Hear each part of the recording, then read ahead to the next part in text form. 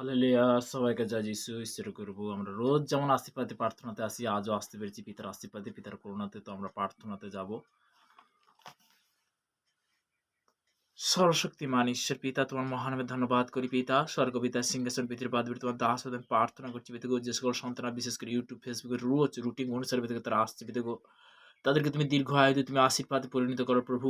প্রভু গো সর্বদা পিতাগো, যে ভারাক্রান্তে বিশেষ করে পিতাগো, যে সকল সন্তানরা পিতাগো, যে পীড়িত ব্যক্তি, অসুস্থ ব্যক্তি হাসপাতালে বেডরুমে অনাহারে বেসাহারে পিতাগো তারা যে পড়ে আছে পিতাগো, রেল স্টেশন পিতাগো, প্রত্যেকটা সন্তানের জন্য প্রার্থনা করছি তোর ব্রাশ কভার করে তাদেরকে তুমি সুরক্ষিত রাখো পিতাগো। পিতাগো সর্বদা ভারতবর্ষের বিভিন্ন প্রান্তে দেশ বিদেশের মধ্যে যারা গভর্নমেন্ট প্রান্তের কাজের মধ্যে রয়েছে পিতাগো, তাদের জন্য প্রার্থনা করছি তাদেরকে তুমি আশীর্বাদ করো পিতা। পিতাগো সর্বদা পিতাগো তোমার দাস হতে আমি প্রার্থনা করছি পিতাগো। আজকের বিশেষ করে কি বাক্য ভোজন রয়েছে পিতা, তুমি তো বলবে প্রভু, আমি তো নয় প্রভু। প্রভু গো সর্বদা পিতাগো তোমার বাক্য বলেছে পিতাগো, আদিতে বাক্য ছিল, বাক্য পিতা সমস্ত কিছু সৃষ্টি করেছিল পিতা। পিতাগো এই মুহূর্তে প্রার্থনা করছি পিতাগো, ভারতবর্ষ যে আমাদের সেই কমান্ডার সেই ফৌজি যেন প্রার্থনা করছি পিতাগো, তারা দেশের জন্য যে সেবা করছে পিতাগো, বিভিন্ন কাস্ট থেকে পিতা প্রত্যেকটা সন্তানকে তুমি আশীর্বাদ করো, তাদের দীর্ঘ হাতে তুমি আশীর্বাদ করো, তাদের কৃপা করো পিতা। পিতাগো সর্বদা পিতাগো চলার পথে বলার পথে গো, তুমি যেমন আমাকে ব্যবহার করছো, তুমি আমাকে তেমন যেমন কন্ট্রোল করছো পিতাগো, প্রত্যেকটা সন্তানকে তুমি কন্ট্রোল করো, তাদেরকে তুমি ব্যবহার করো প্রভু। পিতাগো সে নতুন কি পুরানো জন পিতাগো প্রত্যেকটা সন্তানকে তুমি আশীর্বাদ করে 2025 সাল আছে, আগামী সাল আছে পিতাগো। পিতাগো 2026 সাল পিতাগো তাদেরকে তুমি সর্বদা পিতাগো আরো তুমি আগে বাড়াবে আমার বিশ্বাস পিতাগো।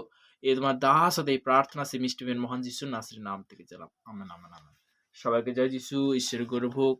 তো আমরা আজকের বাক্য দ্বারা আমরা বিশেষ করে বাক্য দ্বারা অনেক জিনিস আমরা জানতে পারবো। প্রভু স্তুতি হোক। আমরা অনেক জিনিস হয়তো জানি না, তো তেমনি আজকের পবিত্র বচন থেকে আমরা জানব।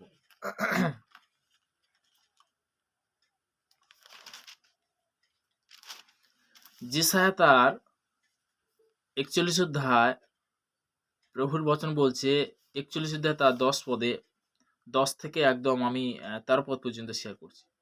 ভয় করো না, আমি তোমার সঙ্গে সঙ্গে আছি, ব্যাকুল হইও না, কারণ আমি তোমার ঈশ্বর, আমি তোমার পরাক্রম দেব, আমি তোমাকে সাহায্য করব। কে করবে? পিতা পরমেশ্বর করবে।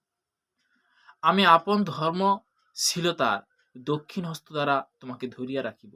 আমার ঈশ্বর বলতে কি দক্ষিণ হস্তকে ধরিয়া রাখিবে, প্রভুর বচন বলছে। তো আমরা পিতা পরমেশ্বর ধর্ম পিতার আজ্ঞা যদি আমরা পালন করি, তখন বলতে কি পিতা আমাদেরকে গিয়ে সর্বদা কি দক্ষিণ হস্ত দ্বারা কি ধরে রাখবে। তো আমরা ভয় কি করব? ডিলিট করব, মন থেকে মুছবো। দেখো, যাহারা তোমার প্রতি কুপিত তাহারা সকলে লজ্জিত ও ভিন্ন হইবে, যাহারা তোমার সহিত বিবাদ করে তাহারা অবাস্তব হইবে, ভীনিষ্ঠ হইবে। যাহারা তোমার সহিত বিরোধ করে তাহাদিগকে তুমি অনশন করিবে, কিন্তু দেখিতে পাইবে না। যাহারা তোমার সহিত যুদ্ধ করে তাহারা অবাস্তব ও কৃতজ্ঞতা হইবে কৃতজ্ঞতা হইবে। কেননা আমি সদাপ্রভু আমার ঈশ্বর, আমি দক্ষিণ হস্ত ধারণ করিব, তোমাকে বলিব ভয় করো না, আমি তোমার সাহায্য করিব। হালেলুইয়া! প্রভু স্তুতি হোক। তো একটা বাক্যর মধ্যে আমরা অনেক জিনিস হয়তো জানি না। আমার ঈশ্বর বলতে কি তিনি কি উদ্ধারকর্তা, মালিক। তিনি কি বলতে কি উদ্ধারকর্তা, মালিক। যদি আমার পিতার বাক্য অনুসারে যদি চলি, তখন পিতা আমাদের কি করবে? আশীর্বাদে পরিণত করবে, তাই না?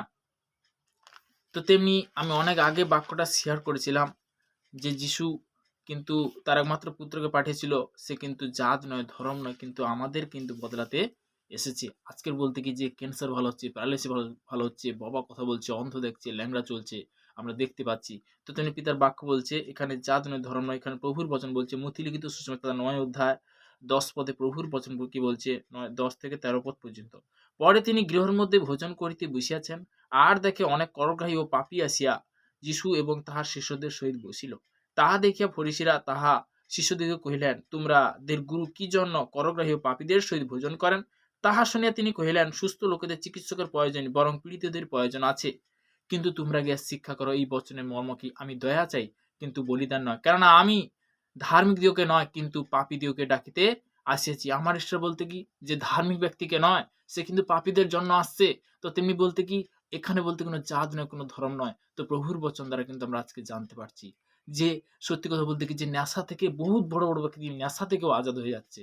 তো তেমনি বলতে কি বহুত ব্যক্তি রোগ থেকে কিন্তু মুক্ত হয়ে যাচ্ছে। বহুত ব্যক্তি বলতে কি বড় বড় মিরাকেল আমরা দেখতে পাই।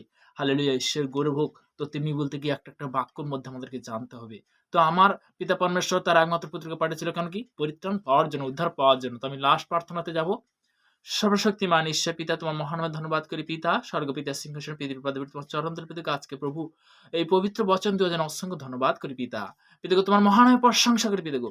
পিতাগো আমার বিশ্বাস পিতাগো যে আজকে পিতাগো যে সুযোগ করে দিয়েছে পিতাগো যে ইউটিউব ফেসবুকের মধ্যে তোমার সুসমাচার করার জন্য, তোমাকে সম্মান করার জন্য প্রভু যে তুমি সুযোগ করে দিয়েছো, তোমাকে অসংখ্য ধন্যবাদ করি পিতা।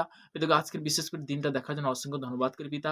আজকে যে শান্তির বার্তা, শান্তির বাক্য দিন অসংখ্য ধন্যবাদ করি পিতাকে। এই প্রার্থনা প্রত্যেকটা সন্তানকে দেখো তুমি দীর্ঘ আয়ু তুমি আশীর্বাদ করো, তাদেরকে পজিটিভ শিক্ষা, তাদেরকে জ্ঞান বুদ্ধি দাও পিতা। এই প্রার্থনা মিষ্টিমের মহান যিশু নাসির নাম থেকে জানাম। Amen, amen, amen. সবাইকে জয় যিশু।